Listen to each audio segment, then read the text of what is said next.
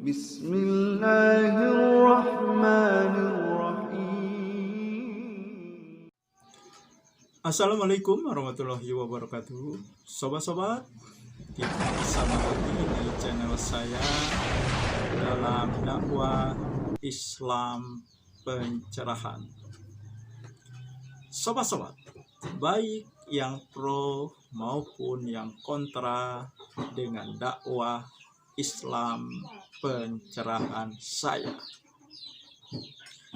Habib, sobat-sobat, yang mengklaim nasabnya tersambung kepada Rasulullah, yang mengklaim juriat Rasulullah. Mereka mengklaim kemuliaan mereka disebabkan karena mengalirnya darah Rasulullah di tubuh mereka. Dengan doktrin ini sudah banyak umat Islam yang awam tersihir menjadi pengikutnya, membelanya mati-matian, memuliakannya, bahkan rela mencium kakinya. Sobat-sobat, sepertinya sobat-sobat, negeri kita, negeri Nusantara, negeri Indonesia, surga bagi mereka. Mereka nyaman hidup di negeri kita, sehingga sering mereka berlaku arogan dan seenaknya.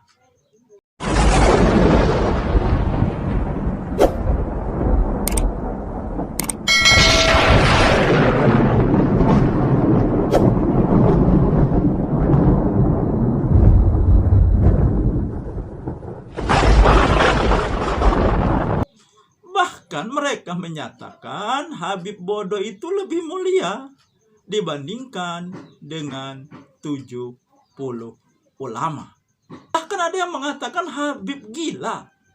Sobat-sobat, lebih mulia katanya dari siapapun, dari ulama sekalipun.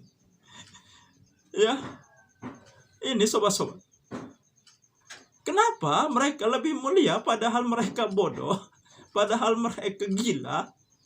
Ya, karena katanya di tubuh mereka mengalir darah Rasulullah.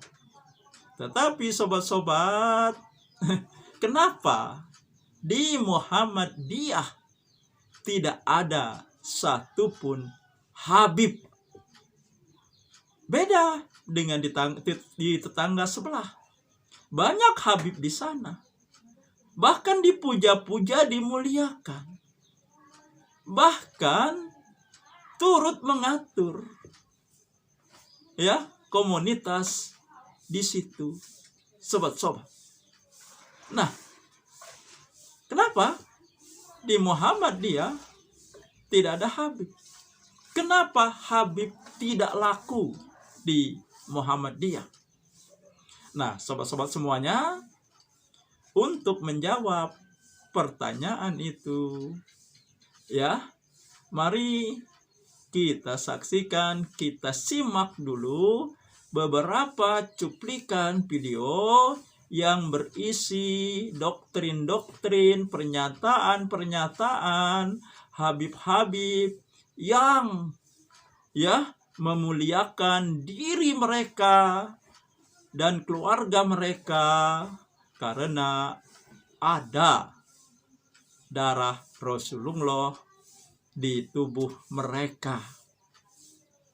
Pertanyaan berikutnya, sobat-sobat, benarkah darah Rasulullah mengalir di tubuh mereka? Lalu, benarkah seseorang mulia karena nasab, karena ada darah dari pendahulunya yang memang mulia? Pertanyaan-pertanyaan ini akan terjawab setelah cuplikan video ini. Sobat-sobat semuanya menyaksikan dan menyimaknya. Nah, ini sobat-sobat cuplikan videonya. Cinta kepada Habib bukan sunnah, bukan mubah, apalagi makruh. Wajib artinya kalau nggak dijalanin, ada orang nggak cinta, ada orang benci waliyadzubillah, maka dia keluar daripada ajaran Ahlus Sunnah wal Jamaah. Jadi nggak perlu baca tafsir hafal kutubus sittah, hadis-hadis, kitab-kitab yang 9, hafal Mughnil Muhtaj, hafal segala macam kitab. Yang dibutuhkan hati yang bersih untuk cinta kepada keluarga Nabi Muhammad SAW. Seorang Habib yang gila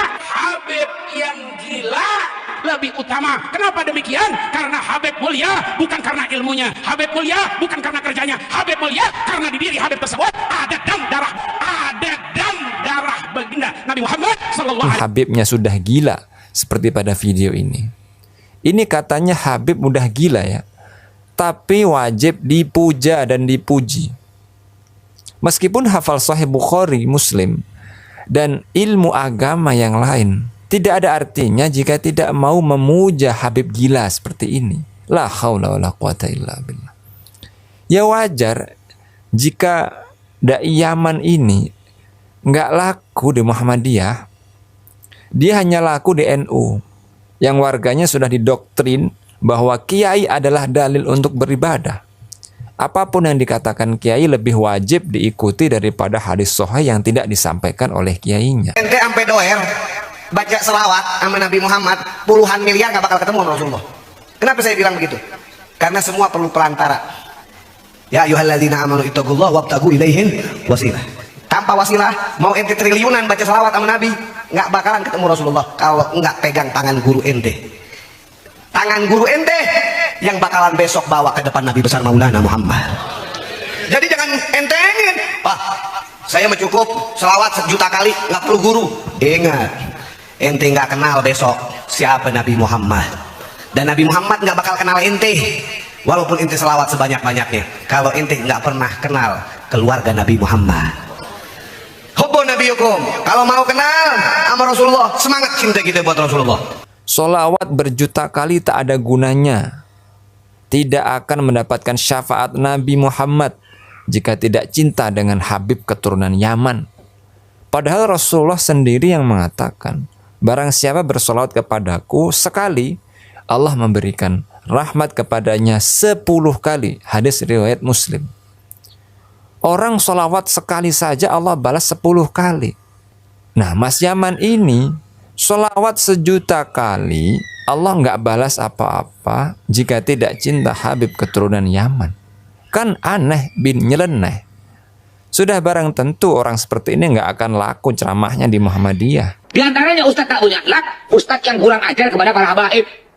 Telapak kaki Habib yang nakal, telapak kaki Habib yang narkoba, yang maksiat, yang nakal, yang kotor, dibandingkan kepala kiai yang pakai sorban, masih lebih mulia telapak kaki Habib yang maksiat tersebut. Satu Habib, walaupun Habibnya jahilun, maksudnya bodoh kata Iwan, itu ukurannya perbandingannya amat 70 kiai yang alim. Aulia yang kita kenal di Indonesia ini, mereka itu aulia dari Yaman, Hadramut, terutama Tarim dan sekitarnya, Faqih Muqaddam, Muhajir Ahmad Nisa, dan Pulau Jawa Indonesia ini dikatakan bintu Tarim. Ini punyanya aulia Tarim.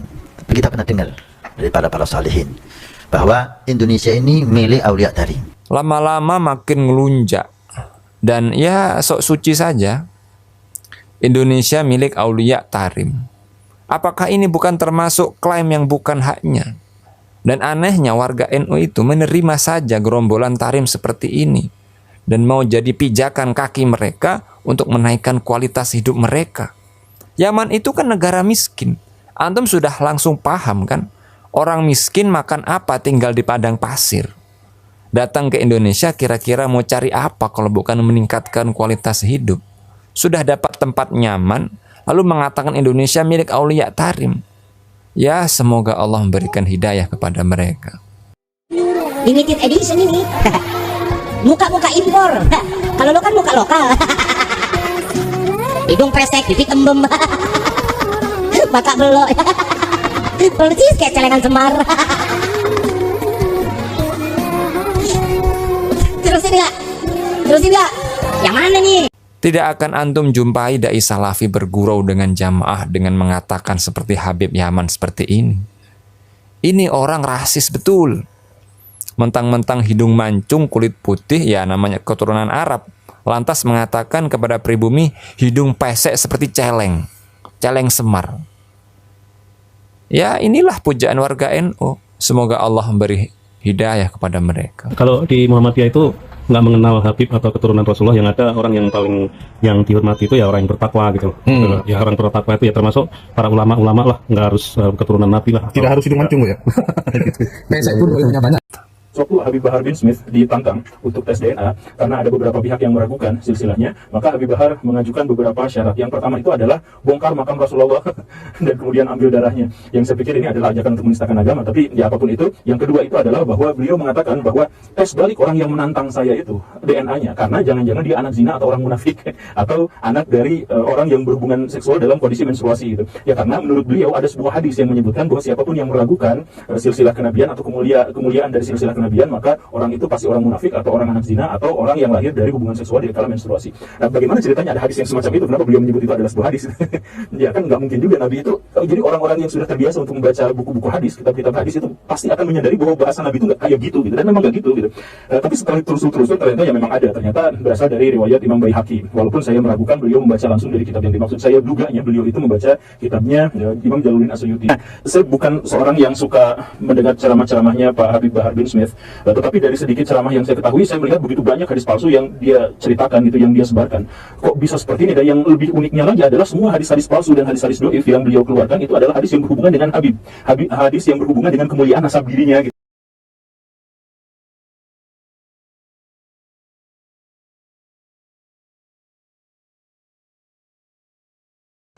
Nah, itulah sobat-sobat ya, doktrin ya, pernyataan mereka, statement mereka ya, yang mengklaim mereka mulia dan harus dimuliakan, harus dicintai.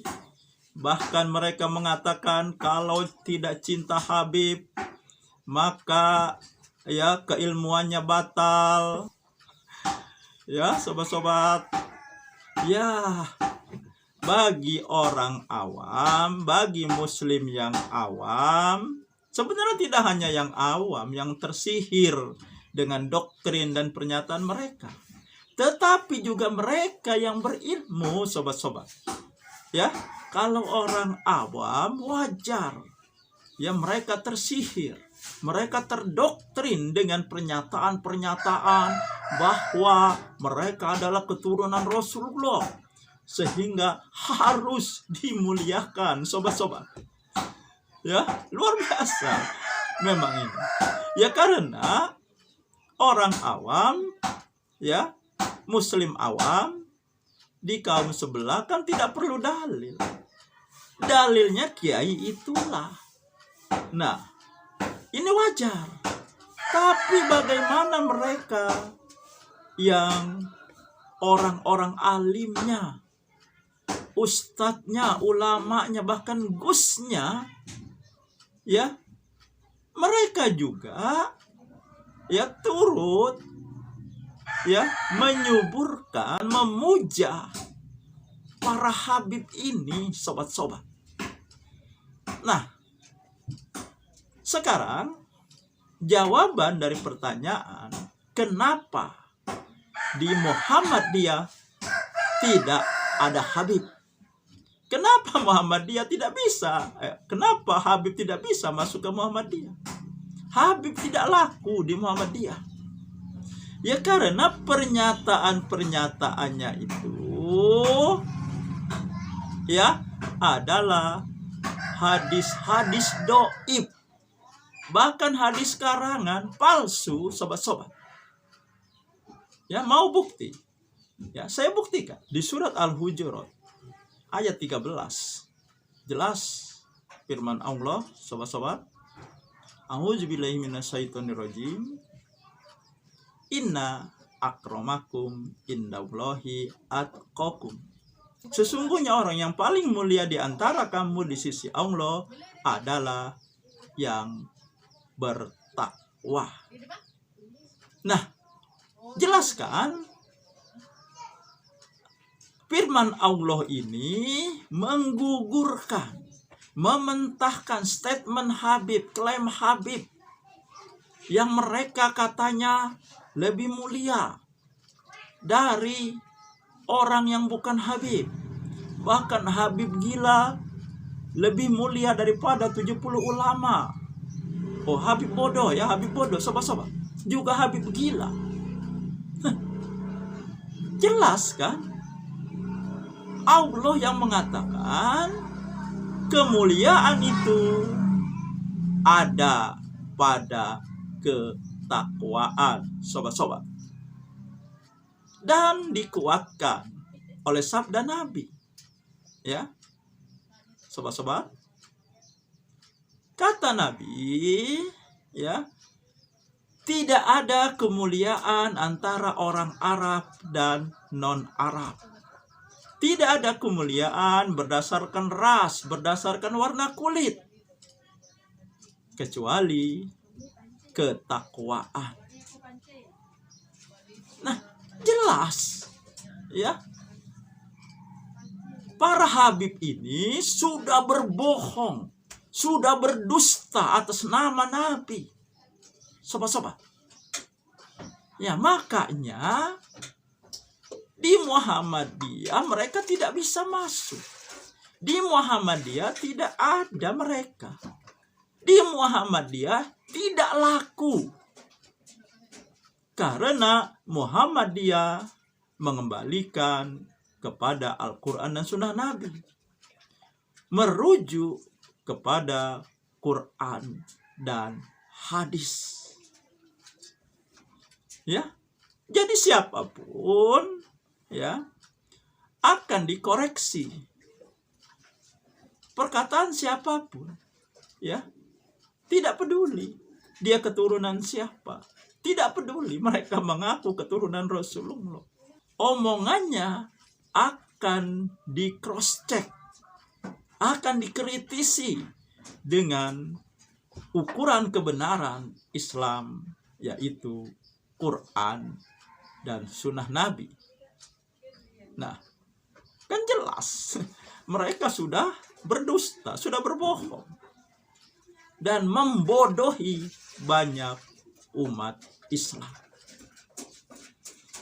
Nah, sementara di kaum sebelah mereka kan, ya, ikut ulama. Ya, apa kata ulama? Kalau ulamanya memuja Habib, membela Habib, maka ya pengikutnya manut saja, ikut saja. Nah, inilah sobat-sobat jawabannya kenapa di Muhammadiyah tidak ada Habib. Habib tidak laku di Muhammadiyah, sobat-sobat. Ya. Karena orang Muhammadiyah tidak taklid buta. Ya. Pemimpin itu ditaati selama sesuai dengan Quran dan Sunnah. Sesuai dengan surat An-Nisa ayat 59. Sehingga di Muhammadiyah ada kebebasan berpikir, kebebasan bersikap, ya, tetapi dalam koridor Quran dan Sunnah Nabi. Makanya tidak ada, ya, di warga Muhammadiyah harus taklid buta kepada pemimpin. Tidak ada. Apalagi kepada Habib. Tidak ada. Nah, dan terjawab juga kenapa di tetangga sebelah, di kaum sebelah, mereka banyak di sana dipuja-puja, ya, bahkan dibela mati-matian. Nah itulah jawabannya sobat-sobat. Saya kira ini yang saya sampaikan sobat-sobat. Semoga ini menginspirasi dan mencerahkan. Nasrum minallahi wa batum qarib. Wassalamualaikum warahmatullahi wabarakatuh.